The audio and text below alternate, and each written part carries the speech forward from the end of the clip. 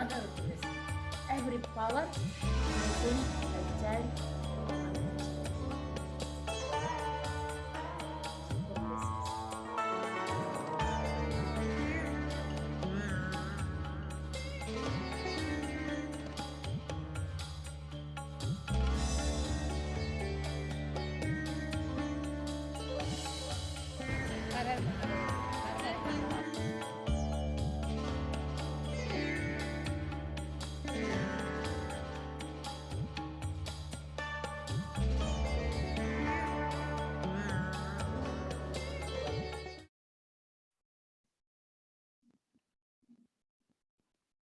Greetings, everyone. Thank you for joining us for another interview with the Living Shakti Summit interview series. And this is an event that we are doing to celebrate Navratri, where we are interviewing different initiates and disciples of Ma Adi Shakti.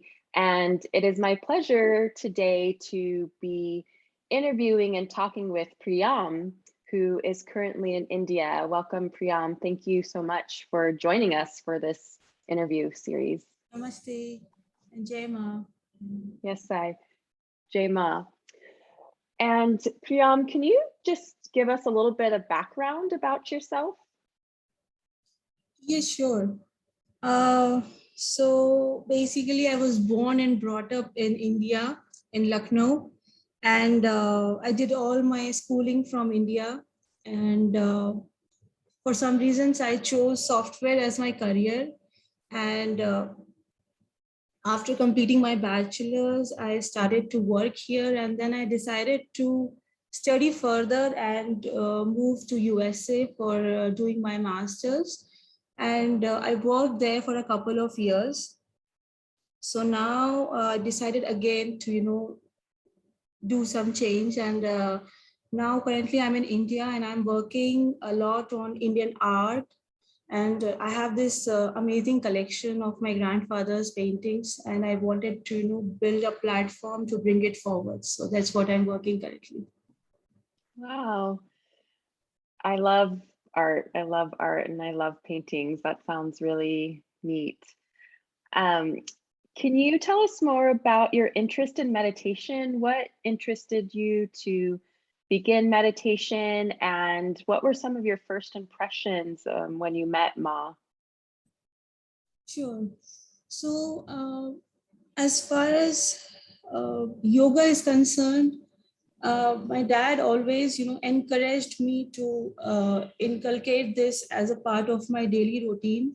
But at that time, I did not have much broader understanding of what this is all about. But as gradually and I grew up, I started to, develop more interest into this. And chaos is a word. So when you have, some sort of chaos outside and you have some chaos inside, so you search for something which calms you down or which gives you peace. So in this is about, like in 2020. So I started to, have interest in Buddha. So there is a series on Netflix. I started watching that series and I learned about Buddha's life at that time.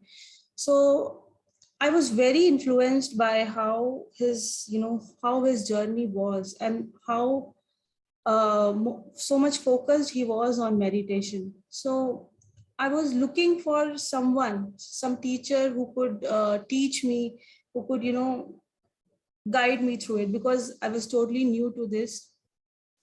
So fortunately, I went to a temple one day and we were having this prasad, and Siddheshwari, she was sitting right next to me, and she somehow spotted me, and we started to have a conversation. And she started asking me like if I was from India, and she also told me that she went to India and stayed there and she learned meditation.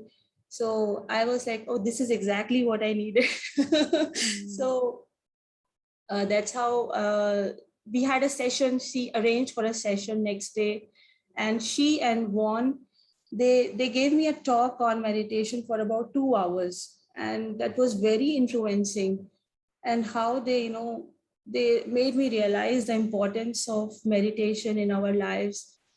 So I was like very, very much influenced, and I started attending the satsangs, which she used to host. So slowly and gradually, it interested me a lot, and I also got initiated, and that's how I continue with my practice today. Wow, thank you for sharing. Always amazing how we're in the right places at the right time, it seems, to be able to have our prayers and our thoughts answered. And I'm wondering, have you been in satsang with Ma in person before? So the time when I was going to get initiated, at that time, I had a meeting with Ma, but that was online because I was not present in India. I was in Phoenix. So I had a online setup meeting with Ma, and that's how I got to interact with her for the first time. So it is like, I don't know how to express it, but in her presence, everything just calms down for some time, and you feel that energy around you. You feel that love. You feel that divine love. I cannot express that.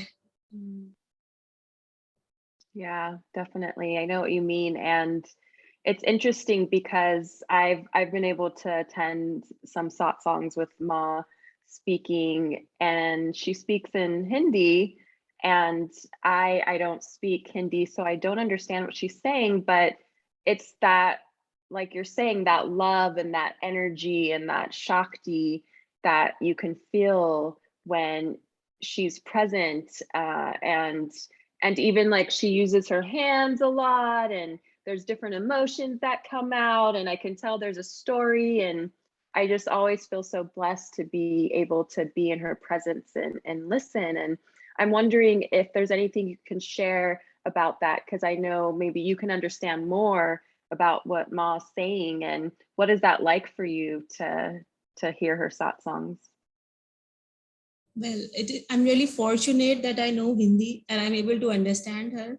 And I'm totally, totally amazed by how her devotees, even if they do not understand the language, they are so engaged and they listen to her with so much love and devotion.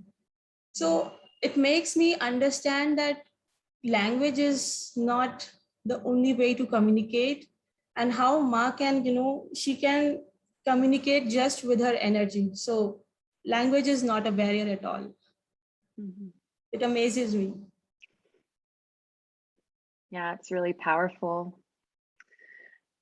We are doing, part of the reason why we're doing this series is to celebrate Navratri, the 9 nights. And for us over here in the West, there's not really rituals that we can be a part of, in person, or maybe we didn't grow up with celebrating this auspicious time. And I know that you're in India right now, and this is a occasion that you do observe and take part in. So I'm wondering, can you tell us more about some of the things you do to celebrate Navratri? Yes, so Navratri over here is a festival, and it is a 9-day festival. So we have goddess Durga, and her different forms are celebrated each day. For example, today it is the second day of Navratri, and today goddess Durga is celebrated in the form of Brahmacharini. So Brahmacharini is her form where she did excessive meditation to impress, to please Lord Shiva, and she was able to please him, and finally they got married. So it is about her celebrating her different forms. And how we do it here is we do fasting. So fasting is we eat very limited food, or maybe restrict our diet to maybe some fruits and vegetables. So we do fasting, and we do Havan, which is the fire ceremony. So there are a lot of, it's Durga Chalisa that is enchanted along with it. And so this is done for 9 days. And from the 6th day, so there is another festival, which is Durga Puja.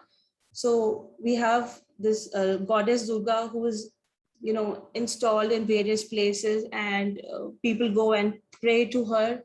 So this lasts, and then on the 9th day, which is very interesting. So the baby girls, the female children, we invite 9 of them to our house, and we pray to them, because baby girls are considered as form of Shakti. So we invite them over, and we offer them food, and we pray to them. And that's how the 9th day is celebrated. So fasting is done by the 9th day. And on the 10th day, which is Dashmi, we call it as Dashehra, and it signifies the win of good over evil. So it's a story where Lord Ram, he kills Ravan, and he basically brings adharma to an end. And it is like, this is just rituals that are done. So it has a significance. So if you see, Navratri basically happens during the time when the season changes. So it's like we are going from summer to the winter, and at that time our digestion doesn't work that good. So from health point of view, if you fast during that time, so it will be good for your detoxification and overall health. So we are moving into a new season. This is all the significance. Wow, thank you so much for sharing that. I love that. And the girls coming the 9th night, wow, that just gives me goosebumps. It's to be able to be a part of that is so special and such a blessing. So thank you for sharing some insights into that practice. And I know that you have a video that we're going to watch in just a minute of your own bhakti and your own devotional practice. Can you tell us a little bit about your practice and what we'll be watching? Yes, sure. Everybody does it their way. Someone likes to sing, someone likes to dance. And for me, I have been following this yoga practice since a long time. So I usually do the Ashtang yoga. So it is a series of, it has certain limbs to it, like, all those yams and niyams and pranayam, dhyan, samadhi, all those limbs it has. So I usually do asana practice and pranayams and meditation practice. So the video is about sun salutations. We also call it Surya Namaskar. So we have the 12 poses in it. And it is not just a physical exercise, but it basically means to, awaken the sun within you and rise your powers. That is the significance of sun salutations. Wonderful, wonderful. I look forward to seeing it. And thank you so much, Priyam, for sharing and speaking with us for this summit. And yeah, just blessings to you during this time. Thank you very much. Thank you very much for hosting this.